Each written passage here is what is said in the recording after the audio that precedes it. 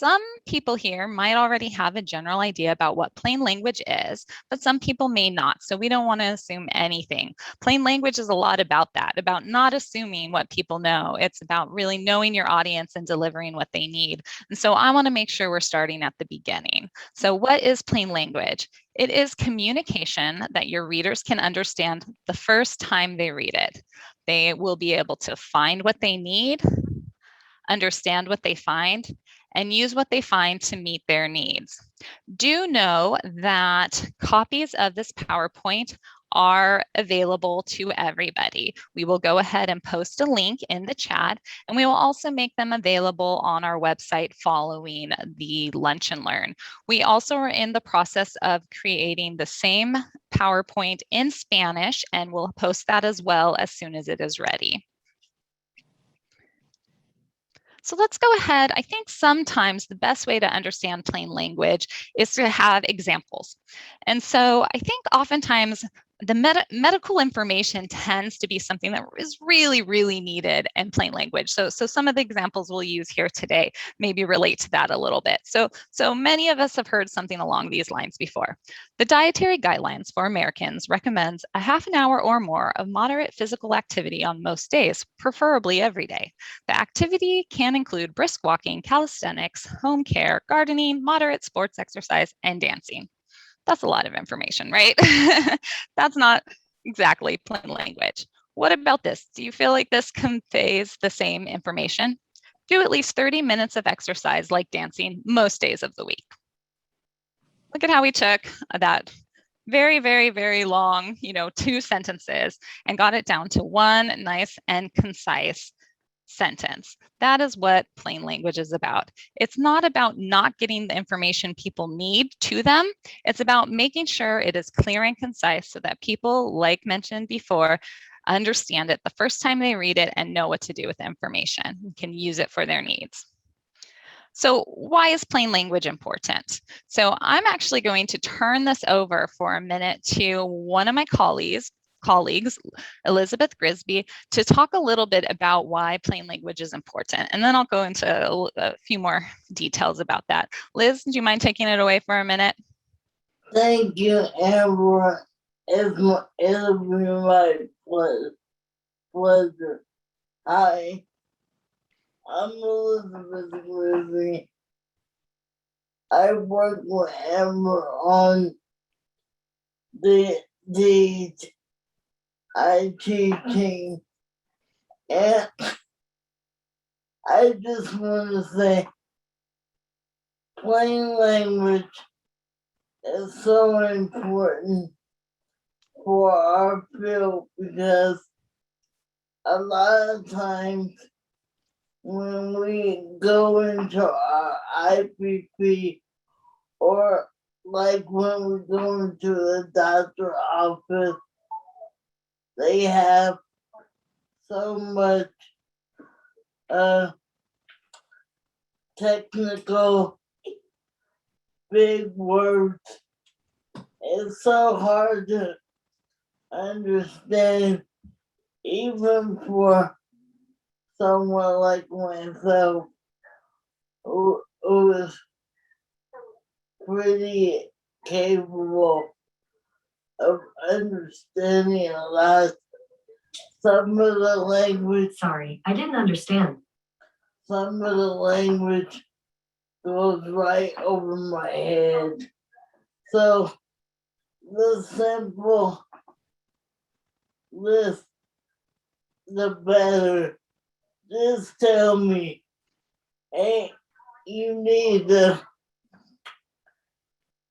just write it down and say, you need to eat better. This is how you're gonna feel better by eating less greasy foods instead of telling me, oh, you have this going on and putting it in doctor terms. I don't know none of that. I never went to medical school. Just say, break it down to this is what you need to do in order to eat better so you can feel better. Step 1, 2, and 3, make it that simple. So I can be like, oh, okay. So if I cut down on salt, I will feel better.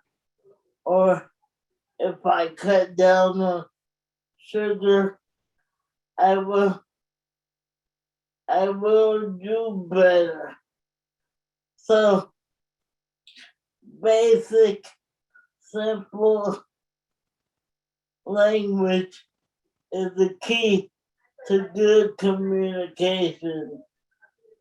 Absolutely. So we all need that. Right. The key to good communication. And that's really what it's about. Thank you so much, Liz, for sharing your experiences around why plain language is important. And I just want to echo so much of that. And as I have here on the slide, disability rights are human rights, but plain language isn't about just disability rights. It truly is for everyone. It gets at kind of the heart of something called universal design, that if you're not familiar with that, the idea is if you create something so that it is easier and more accessible for one person or one group of people, it actually helps everybody. And this is really at the core of plain language. Yes, it is a civil right. It absolutely is a civil right because it is important for people to understand the information that they are receiving so that they can make informed decisions around their lives. And this is so important. And once again, not just when it comes to disability services, but for everyone, that it is the law for state and federal agencies. But the good news with that is it provides a lot of resources to all of us who are wanting to learn and spread this idea of plain language and plain communication throughout all of our different industries. Most importantly, it just makes it more clear and credible. So that is one of the reasons why each of us here, if we're here to learn how to make our communications and how to write in plain language, that's the real purpose behind it, is if you want to be effective in what you are sharing and getting the information out there, using plain language is going to help your audience not only to receive this information, but they're also going to respect and understand it better and appreciate the effort that's being made for that. Can I just say one more thing? Go for it, Liz. It's, I want everybody to understand it doesn't have anything to do with how smart we are or we don't understand. It's like Amber said, it helps everybody with or without a disability. It would just help us all to be able to have simple communication and not be bogged down in what you know or don't know, or what everything has to be so hard. If we just focus on just getting to the point of whatever the matter is in simple language, Right. then life will be so much easier. Absolutely, and easier for everyone. Thank you for bringing up all those really important points, Liz. It's the perfect setup really for everything we are going to be covering and all the tips for today's training. I really appreciate your insight into this and to several people who are starting to use the chat. And once again, I encourage you to do so. Share your thoughts and share your impressions and insights when it comes to this information as well. So just like what Liz was saying, what plain language is and what it is not. It is not about people not being able, assuming that people don't understand things. It's not about that. It's not at all. It's more just trying to make things easy, concise, and convenient, especially these days. We are so used to being able to get information in quick bites that if you want to effectively get information to any audience, doing so is going to make it much more accessible than if it is in large, big paragraphs. We all know that if we are scrolling through social media or websites researching information, we're not going to sit there page after page after page reading in depth everything that's being written on every single one of those pages. We want to know we want the information well organized, we want it short and sweet, and we want to be able to find that information that we're looking for fast and be able to move on. And so being able to write with that in mind is kind of a piece of what plain language is about as well. So as you see here, it's about writing for your audience, organizing and shortening things, simplifying word choices, as you were mentioning, Liz, as well, and using lists. We'll get into this in more detail. What plain language is not. It is not writing less precisely. It's not dumbing down or using playful language or baby talk. It's not attempting to be informal or folksy with your information. And it's not leaving out important technical or legal terms. None of that is part of plain language. But I think sometimes it has that impression that it's kind of like writing for children, which is very much what it's not, unless you are actually writing for children and that is your audience, because any topic can be written about in plain language. Doesn't matter how adult the topic is. It doesn't matter if it's taboo or controversial or current events or difficult information. You can talk about anything and put it in plain language. So for today's presentation, we are going to go into 5 main areas that are going to help us all get started with plain language today. So as you can see here, we have audience and purpose, structure, design, expression, and evaluation. And don't worry if that doesn't make sense yet, because we're about to get into all of that. And within each of those steps, I'm going to provide 2 or 3 different guidelines or tips for creating plain language communication, and then we'll even have some times to put these tips into practice together. So first one, audience and purpose. And if I can say so, this is the most important bit of information you are going to receive today. If you only follow this tip, you will be well on your way to plain language communication. And it's taking the ego out of writing or communication.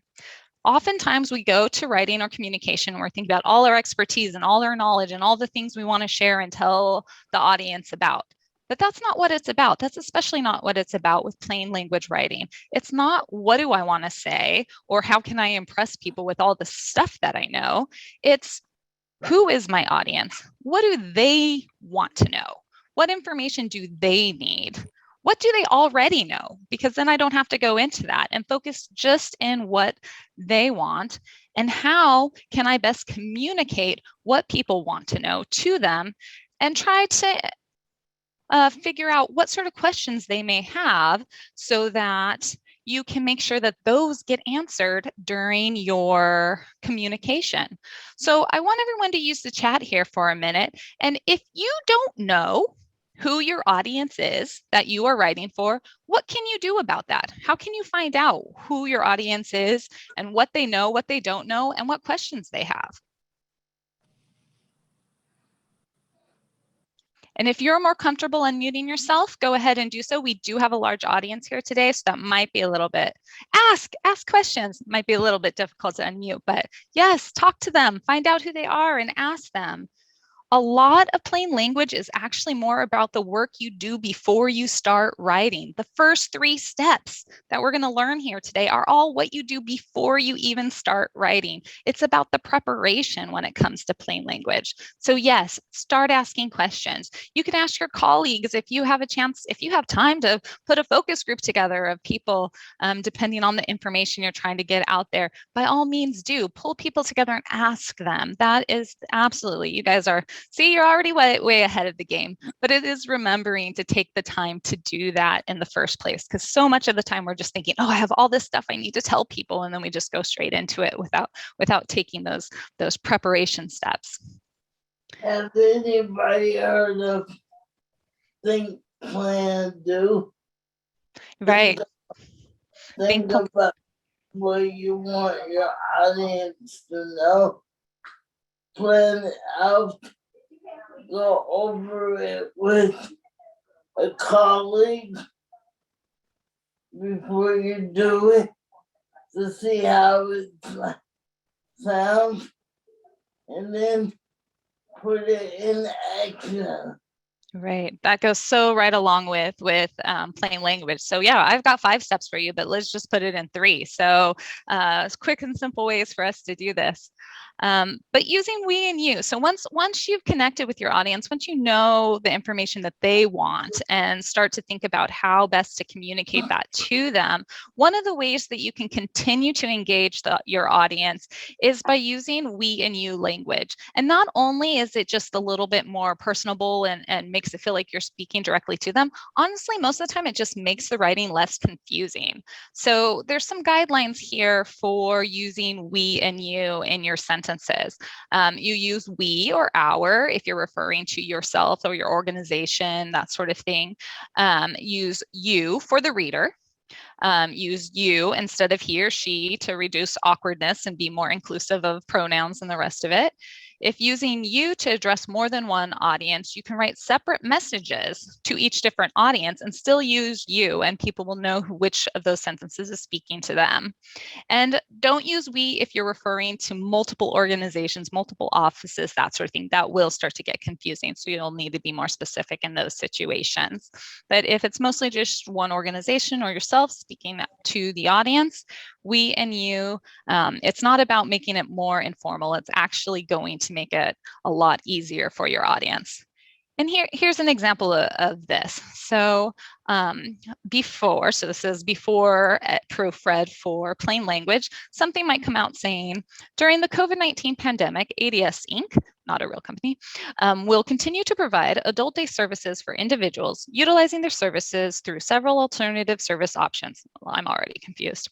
Each person will have the choice to plan and customize the frequency and duration of his or her weekly programming.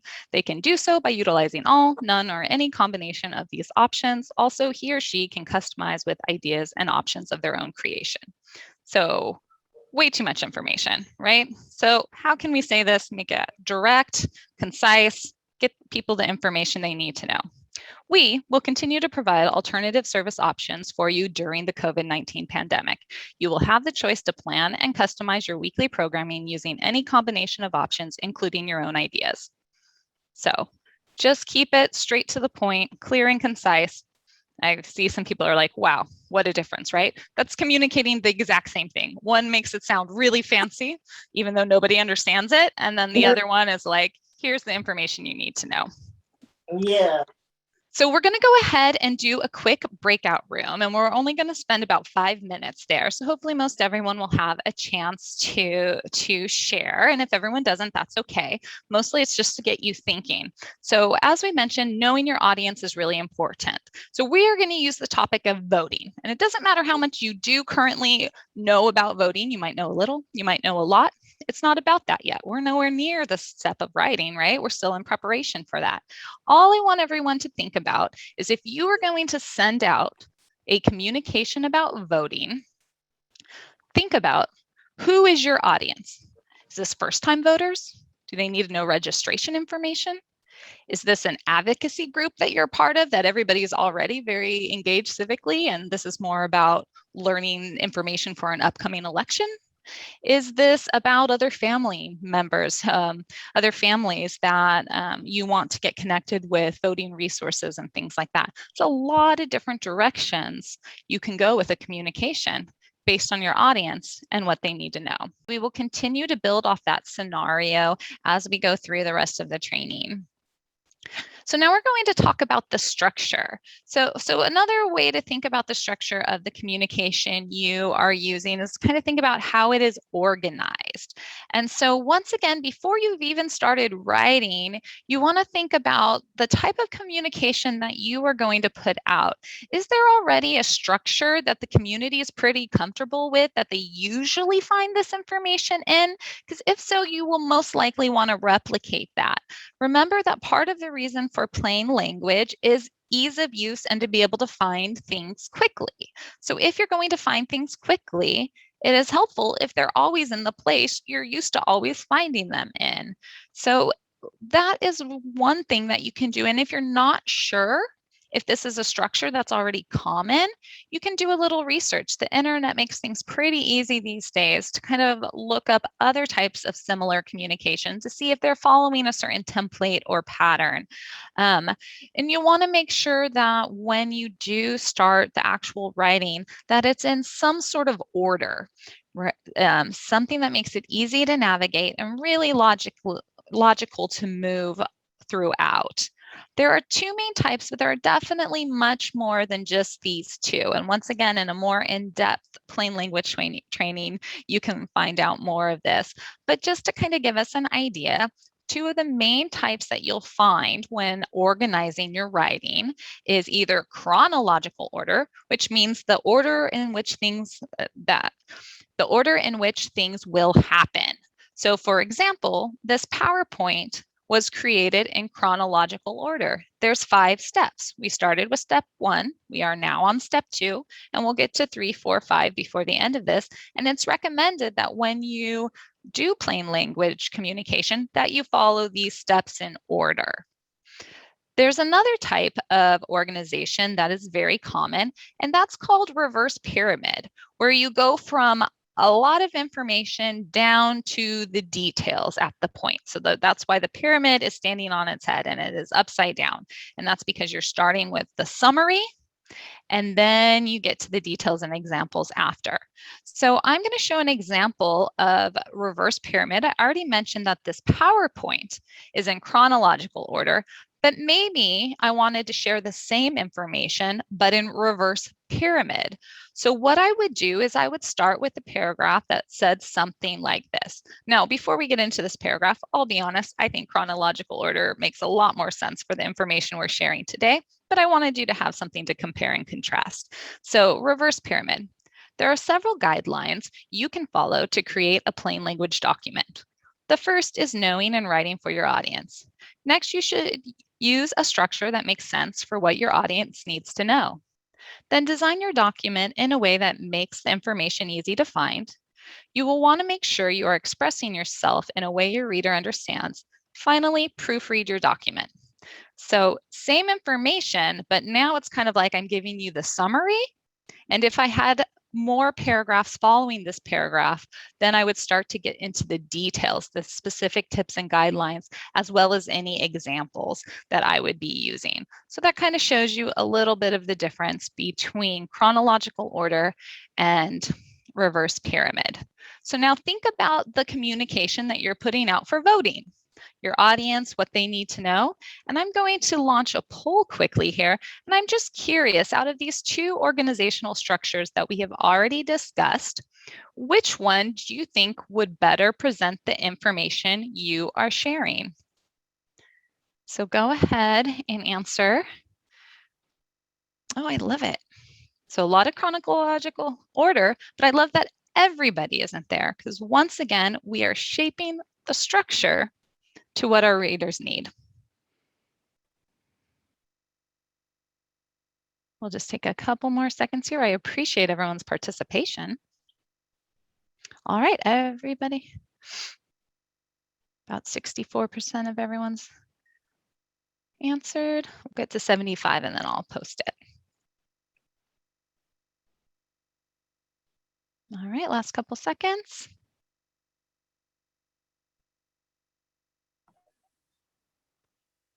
All right, there we are. So let me go ahead and share the results. So everyone can see here, 78% of us would use chronological order for the specific voting information you'll be sharing, but some people will use reverse pyramid. So they're likely just trying to get some information out to people, not so much giving people instructions to follow step by step. So great, thank you everyone for your participation. All right. So with that, we're going to get to step 3, design. And see, at this point, we're already 3 steps in and we still haven't even started writing.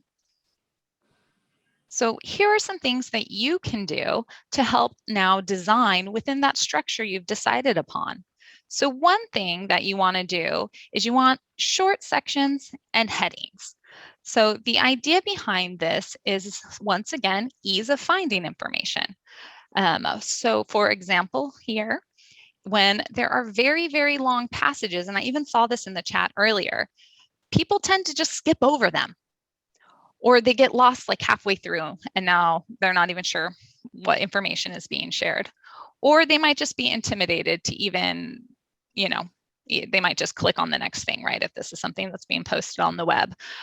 So once again, it's more about being effective in your communication. So by breaking things into chunks and then making sure that they have very clear headings, then people will be more likely to read it in the first place.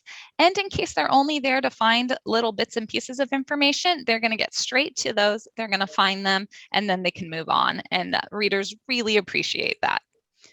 I'm going to show you an example here of really nice, clear headings. So here is an example I found about taking care of your cat. And here they even use these brackets to show what subheadings fall within the same heading. So it goes from taking care of your cat to nutrition, to water, to food, and then even breaks it down farther into dry food and wet food. So if I come to this and I already know what I need to know about water for my cat and that sort of thing, but I've been thinking about introducing wet food into my cat's diet, I can get right to what I need to find out and read that portion. And if that portion leads me to wanting more, then maybe I'll go back and read some of the rest of it as well. But at least I know for me, I've got the information I need and I can go ahead and keep moving on. So headings and short sections are really important. Another thing that is really important that I became very much more aware of when I started the Disability Thrive initiative is how important accessibility is in our communications. So what this is saying is that the visual appearance of your communication is just as important as the structure and the actual language that you're using. So using white space effectively, making sure that spacing and margins and things like that aren't too cluttered so that people can once again easily find and navigate through your communication. Font size. I was actually on a training yesterday, and unfortunately the PowerPoint font size was pretty small, and a lot of people were speaking up and saying, oh, can you enlarge it? Can you enlarge it? I've come to learn that 24 is really the smallest you want to go when it's talking about PowerPoint. But you want to think about that for a Word document or a PDF or something like that. It's going to be different for all of those different types of document. But you really want to think about, the type of font that you're using, the contrast between the text and the background that it's on. I've come to learn that orange and yellow almost don't work on anything because of the fact that they just blend right in, especially for people with different vision impairments and things like that. So if you want to be effective in your communication, you need to pay attention to the accessibility and how easy it is to just see and read your document. Next, visuals. Meaningful visuals are so helpful. Has anybody ever tried to read like a paragraph that's just full of facts and figures? It is it's almost impossible to try to keep it all straight and make any sort of meaning or importance out of it. Well, if there are a lot of facts and figures that you are needing to communicate, tables or charts might be much more effective at getting that information across. Diagrams, like we were talking about a lot of things, chronological order. And so if something might even be the type of thing where you can use a diagram to show this step leads into this step, that leads into this step, those sort of visuals can really help people quickly and easily process the information that you are sharing with them. Images and photos can reinforce as well, and bulleted and numbered lists have come to be really important in communication. I know for me, if I see a lot of words on the page, my eyes are gonna skip over it. But if I see a lot of pictures, if I have pictures and diagrams, it's gonna be easier for me to follow along and get to the point. Absolutely. Absolutely. And it's not just you. And if you need proof of that, just look at pretty much any website or social media type of communication that comes out anymore. Lists are all about everything, right? Everything's like 10 steps to this or 5 ways to learn this. I can tell you from personal example, just from yesterday, I was wanting to introduce some new healthy whole grains into my diet. And I was like, okay, well, I'm kind of used to using the same ones. I want to learn some others. And so I found all these things, 17 different healthy grains, 10 different healthy grains. That was great because I just went there and I was like, no, not that one. No, not that one. Oh, that's one I'm interested in learning more about. And then I could just read that section. So all of us prefer to receive our communication in these ways. So if us as writers are conforming to these needs, we're going to be so much more effective in our communication. 7 items max is usually a good number to follow. If you are finding you have a very long list, it might be useful to break it down into two smaller lists and use that a lead-in sentence to really help explain your list. So a couple of examples of visuals. Here you can see is about hand washing. So there is a lead-in sentence here. You don't have to read all this. This is more for just a visual example. Follow these 6 steps every time you wash your hands, and then simply 1, 2, 3, 4, 5, and 6. So, and then with the image next to it of somebody washing their hands. Anyone who looks at this, even if it maybe seems a little intimidating, because honestly, I think 6 is even a long list, they can still easily tell, oh, if I read this, I know what I'm going to get from it, right? From that lead-in sentence and that image, boom, I know what the plan is, right? So now I want everyone to go ahead and think for a minute of the voting communication that you are going to be putting out there in our scenario today. And go ahead in the chat and put any sort of heading or visual or list that you think, you don't actually have to write the whole list, but just kind of puts into the chat what you think you would use to make the information in your communication most effective. So if you think a numbered list would be most helpful, go ahead and just type in this as chat numbered list. I see bullets, perfect. 3 main sections or headings with subheadings. Very good. Nice. Diagrams. Very good. Give everyone a couple minutes. Ooh, colored bubbles with 1 to 2 sentences in each. Yes, for people who recognize colors, that would be super helpful sometimes to break it down even more. I know in that example I had with headings, it had the different colors and things. That helps some people. Just make sure you're paying attention to that color contrast though, so that it doesn't just blend all into the background.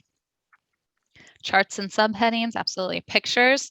I mean, there's some things you can do the whole thing in pictures, right? And once again, that's not just for people who maybe text isn't meaningful to them.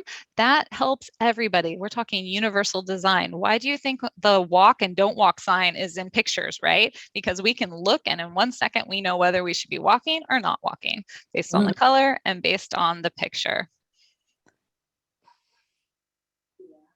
All right, good. That is so true. Right? No, if you can use pictures to say it better, do it instead of words. Go for it. All right, thank you everyone for your participation in that. So now we're to step 4 and we finally get to start writing. So when you hear expression is step 4 in plain language, what it's talking about is the actual words that we are putting onto our communication. So there are tips and tricks we can use when we are doing the actual writing itself. And honestly, and to sum it all up, keep it short. So when we're talking about paragraphs, keep them short. Fewer than 7 lines of text is ideal. And be careful about your topics. You don't want to mush a bunch of topics all into the same paragraph. Separate them out, make those short sections, right? And make sure that that first line explains exactly what the reader's going to find out in that paragraph. Because if it's what they're looking for, they will keep reading. But if not, then they can jump to the next one and look for what they need to know. And then make sure that there's some sort of transition or connection between the paragraphs so it doesn't feel like everything's just kind of random. Remember, if we've structured well, there's some sort of maybe order, right? Whether it's chronological or that reverse pyramid. So there's some sort of logical sense or order to that writing. And you want to use your transition words to help make that very plain and clear to your readers. And then sentences, same thing. Let's keep it short. So less than 20 words would be great. That would be absolutely perfect. And 20 words goes fast because I know to me, when I first learned that, I was like, wait a minute, that seems like a lot of words, but actually you can hit 20 words quite easily. So long sentences, break those up. And then there's this concept of active voice versus passive voice. So the best way I can explain active voice is you tell your reader who does what, and in that order. In the English language, that's how you do it. In other languages, it might be a little bit different, and you can definitely find plain language communication instructions and guidelines for other languages as well. But for English, what we want to do is who does what. If you're using passive voice, it often either leaves the who out, or it doesn't tell you who until the very end. And by then, the reader has completely lost what the point of the sentence is. So there's a fun little test you can use when you're proofreading your documents, and it's called the zombies test. And so pretty much by adding by zombies to the end of a sentence, if it still makes sense, then you're not using active voice. So an example here is a report will be submitted. There is no who in that sentence. So the who might as well be by zombies. So a report will be submitted by zombies. But active voice would say we, the who right up front, will submit a report. We can add by zombies at the end, but that's a very different meaning and doesn't really make sense. So a fun and easy test we can all do to be able to find this out. Oh, and thank you, Rick. I see you mentioned oral and verbal is better for you. Plain language applies to our verbal communication just as much as it does to our written communication. But oftentimes when we're seeking out plain language information, it's because maybe we're posting things on a website or sending out a memo or information to whoever our audience may be. But it applies to communication in general. So thank you for saying that. So words, same thing, keep it short and get rid of any of them that you don't need. Rereading out loud sometimes can really help with that, especially when you're doing your proofreading. I think that will be there as well. Just kind of take your sentences one by one and say, can I say the same thing, and just kind of shorten it up a little bit? What words can I take out of this without losing the meaning? Because if you can take them out, take them out. One way that you can do this is being careful about your acronyms, jargon, and technical terms. It doesn't mean you won't ever use them. Sometimes it's very important to use them. And once again, we're not trying to insult the intelligence of the people who are reading or our audiences. What we want to do is just make sure that at least once we're defining what these are, because if it's the first time anyone's encountered this term or word or acronym, we want to make sure that they understand what it is and not just assume that they must, right? And sometimes this can be very difficult because we use a lot of them in our work. And even sometimes when we are trying to get opinions of others in our work, they're also so familiar with these that they don't even notice that they're being used. But an outside audience would immediately recognize, wait, I'm not sure what you're talking about. So just to have a little fun here for a quick seconds with our acronyms, thinking in the disability services field, just right off the bat, let's see what we have. Well, even for us at the Disability Thrive Initiative, we have ESSC, that's the organization, ESTRUCTURA, that I work for. We've got CDSA for California Disability Services Association. Sorry for our interpreter. I know I'm rattling these acronyms off, hence the problem. We have DDS, we have SCDD, we have HCBS. I mean, we love our acronyms for things. Jargon. So if you're not familiar with what jargon means, it's a word that's used in the industry, shall we say, that make DSP, thank you, 100%.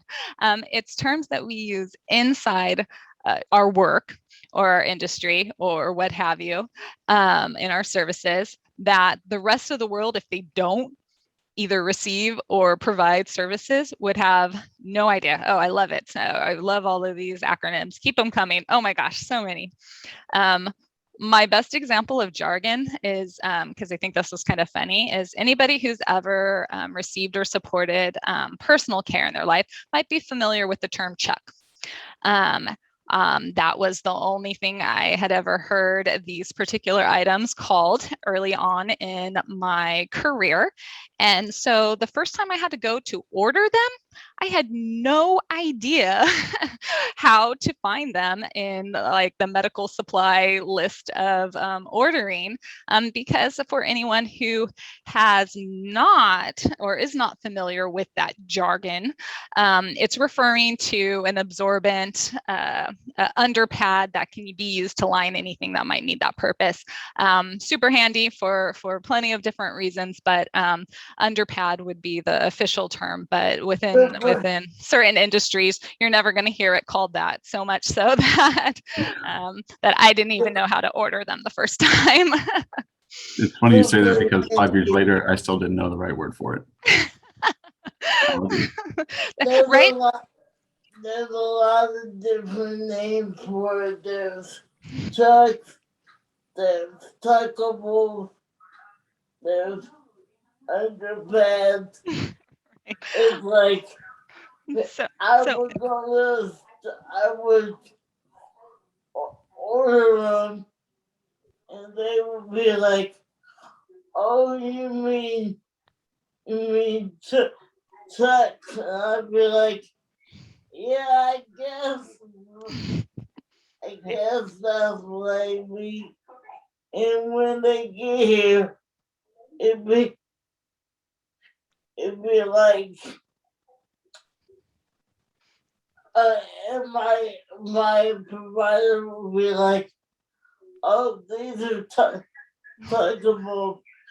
When you told me to go bring them up from downstairs, you called them trucks.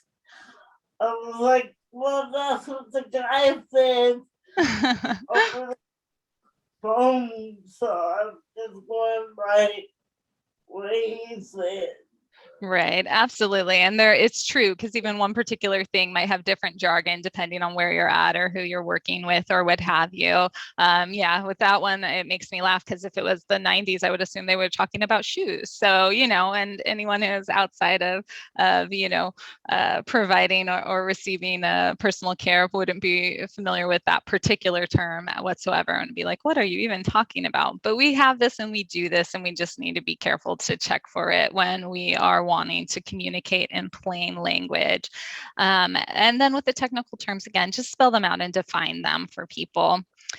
There's also a way to get rid of excess words is something called hidden verbs. And once again, just to kind of quick and easy get the information out there, it's the idea of watch for when you use phrases like we have here in the examples, do an assessment, when you can just say assess, or provide assistance, where you could just say help or assist. So now you see we've taken this phrase and we've gotten it down to one, oftentimes even smaller word. I love synonym finders with my word processing programs, because I find really help me to try to find the most clear and precise word for what I'm trying to communicate. Yeah, Chuck Taylor. See, it's not just me. So I'm going to use this as an example, and we'll actually skip the next activity just because I know we're getting down to about 5 minutes here. But I'll just read this before and after it's been edited for plain language. So the before is, if your initial screening evaluation indicates you have hypertension, you will be asked to participate in the second phase of this research investigation. The investigation aims to examine a new medication that may prevent cardiovascular disease. So lots of jargon, lots of all of that type of stuff. So, right, already tired. So if your tests show you have high blood pressure, we will ask you to be in the second part of this study. Our goal is to test new medication that may help keep some people from getting heart disease. We all understand it now, right? Still on the long side, but that's okay. It takes all of that jargon and all those technical terms, and it's like, let's just get to the heart of what we're trying to communicate. So with that, we will go ahead to get to our final step, which is evaluation. And so it starts, we've already started hinting upon some of this, which is super helpful. So checking for reader comprehension. You want to start yourself. All of those rules, all those tips, all the guidelines we've gone over today, you'll want to go through those. And even you can find checklists in some of the resources we've provided that you can use when you're proofreading your communication before putting it out there. And then there's apps that you can use that we also have in the resource library. And then a lot of word processing programs have some embedded with them as well to be able to just try to check for this jargon, for the grammar, the spelling, simple things like that. My go-to is always reading it out loud. That helps me to catch a lot of things. And if you can get someone else, preferably outside your work group, not necessarily out of your organization, but maybe just out of like your team members, right? So that they might not have that same jargon or might not be as familiar with the acronyms and things like that. You know, see if they'll take 2 minutes to go ahead and do a quick check to see if they understand it, then hopefully that means that the readers you are trying or the audience that you are wanting to communicate to will as well. And then finally, we need to talk about all of that structure and design and layout, right? So part of it is the words we're using, and part of it is the way that it has been structured. So all of those things we talked about with the diagrams and the bullets and white space and font size, have you checked for all of that? Are your headings very clear? Found a funny cartoon that gets at this point pretty well here. You can see that large block of text. Most people in their right mind would just skip right over that, right? That does not make anything clear, and I am not engaged or feel invited to be part of that writing there. But then on the right side of the cartoon picture, you can see there's some diagrams, there's bulleted lists, there's all of those different things. It's just plain old more inviting. It makes me want to see what it's about. So with that, for our final exercise in the last couple minutes that we have here, here is a very long and non-plain language passage. To validate that a person is registered to vote in the forthcoming election, check his or her voter registration status on the CASOS website. This person will also be able to verify his or her polling location and can find out if he or she specified D, R, I, or other political party. So we can make this better. So I have a quick poll here of that I am going to launch now with many of the tips that we have shared today. So go ahead, you can pick as many as you want. You can pick all of them. If there's 1 or 2 that you think would greatly improve this passage, by all means, just pick 1 or 2. Or if you don't think any of them, then you don't need to do any of them. So the examples are using we and you, improving organization and structure, break into sections with headings, use visual or a list, shorter paragraph or sentence, topic sentence, active voice, getting rid of those excess words. and limiting acronyms. Looks like it could use just about all of it. I'd say all of them. All of the above. I actually took a passage off the Secretary of State website and then plain languaged it. So it should have just about all of it on there. But yes, there's one or two that maybe would most help in this exercise. So thank you everyone who has participated. I will go ahead and share the results. So I'm ending it now with 70% participation. Thank you, everyone. Kind of see everyone's thoughts here on how to improve it. All right. So with that, I will go ahead and bring us to our resource section. Now, I won't go over all of these because everyone has access to it. We can put that link back in the chat again to this PowerPoint, plus it will be on our websites, our Disability Thrive Initiative website. But as you can see here, we have resources for websites where you can find trainings and checklists and videos and all sorts of good things. Here are a couple that are specific to videos. You'll notice that a lot of these are government websites, not all of them, but some. But that's because it's the law and they do a lot of training around this. So as long as you can kind of generalize it from their maybe legal terms or medical or whatever it is they're doing, the underlying tips and guidelines are the same. And then some apps we mentioned that kind of help to check your writing for you if you're doing this communication via writing. And then several resources in Spanish as well. Hi there. I prefer to do it verbally because writing has always been a weakness of mine. It goes back to my days in elementary and elementary school.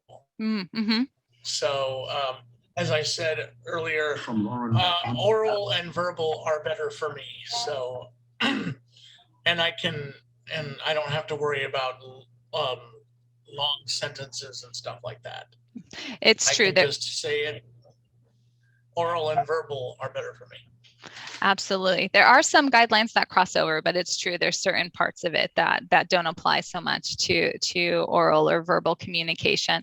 But at the end of the day, the intent of plain communication is the same. It's effectively and clearly communicating the information that your audience needs to know to that audience. And there are many different ways to be able to do that. So I do hope that everybody was able to take some helpful tips and guidelines with them today. We hope that everyone joins us at our next webinar on October 13th, Alternative Services and Beyond, Home and Community-Based Services Settings Rule. And if you've enjoyed this Lunch and Learn, we will have Lunch and Learns in October as well. So you'll be able to register for those shortly. October 15th will be one continuing the conversation from Isn't that the 6th or the 13th? The 13th is the webinar. Okay, great. Yeah. And then the 15th will be continuing the conversation from the webinar in a Lunch and Learn format. So we hope to see you all at both. And so I would just like to add anything you're giving the webinars, make sure you try to use it in your everyday life and work to make it simple for you and others to understand, so you guys can have a clear and concise communication. Absolutely. So I just want to thank everyone for being here. I'm going to launch a final poll if I can get it to work correctly for me. Here we go. So this is just a survey to find out, we're always trying to improve our lunch and learn. So if you do take a moment here to fill out these 3 questions, we'd really appreciate it so that we can continue to improve the services that we are providing to all of you in our Disability Thrive Initiative community. We appreciate you all for being here today. If you are looking for more information, you can go to our website, disabilitythriveinitiative.org, email us at info@disabilitythriveinitiative.org, or give us a call at 916-238-8811. Thank you again, and I hope everyone has a wonderful weekend.